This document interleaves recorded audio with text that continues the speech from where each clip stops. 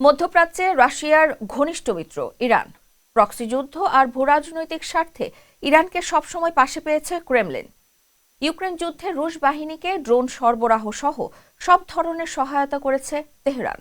কিন্তু সম্প্রতি যুক্তরাষ্ট্র ও ইসরায়েল ইরানের হামলার পর সেই বিশ্বস্ত বন্ধুর বুকে ছুরি মারতে চেয়েছিলেন ভ্লাদিমির পুতিন। এজন্য তিনি ট্রাম্পকে একটি শর্ত দিয়েছিলেন, তবে মার্কিন প্রেসিডেন্ট এই শর্তে রাজি হননি। বিস্তারিত ডেস্ক রিপোর্টে। যুক্তরাষ্ট্র ভিত্তিক গণমাধ্যম পলিটিকো তাদের এক প্রতিবেদনে জানিয়েছে, ইরান যুদ্ধ ইস্যুতে রাশিয়া যুক্তরাষ্ট্রের কাছে একটি বিনিময় প্রস্তাব দিয়েছিল। মস্কো বলেছিল, ওয়াশিংটন যদি ইউক্রেনকে রাশিয়া সম্পর্কিত গোয়েন্দা তথ্য দেওয়া বন্ধ করে, তাহলে ক্রেমলিনও ইরানকে মধ্যপ্রাচ্যে মার্কিন সামরিক সম্পদের নির্ভুল স্থানসহ গোয়েন্দা তথ্য দেওয়া বন্ধ করবে। যুক্তরাষ্ট্র এই প্রস্তাব প্রত্যাখ্যান করেছে।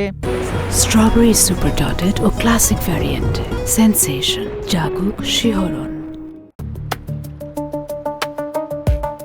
বিষয়টি নিয়ে গত সপ্তাহে মিয়ামিতে একটি বৈঠকে রুশ দূত কিরিল দিমিত্রিয়েভ ট্রাম্প প্রশাসনের দূত স্টিভ উইটকফ ও জারেড কুশনারের কাছে প্রস্তাব দেন।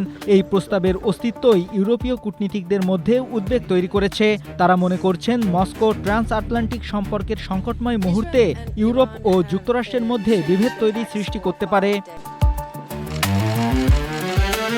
এক ইইউ কূটনীতিক রুশ প্রস্তাবকে ধৃষ্টতামূলক বলে অভিহিত করেছেন।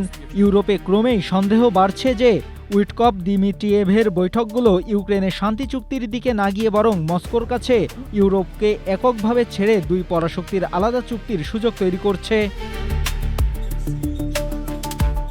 ইরান সম্পর্কিত বিভিন্ন প্রস্তাব রাশিয়া আগেও দিয়েছে এবং যুক্তরাষ্ট্র সেগুলো প্রত্যাখ্যান করেছে বলে আরেকটি সূত্র জানিয়েছে। ইরানের সমৃদ্ধ ইউরেনিয়াম রাশিয়ায় স্থানান্তরের একটি প্রস্তাবও যুক্তরাষ্ট্র প্রত্যাখ্যান করেছে।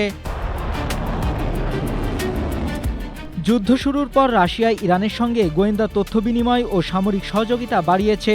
ওয়াল স্ট্রিট জার্নাল আগেই জানিয়েছিল, মস্কো স্যাটেলাইট চিত্র ও ড্রোন প্রযুক্তি দিয়ে তেহরানকে মার্কিন বাহিনী লক্ষ্য করতে সহায়তা করছে।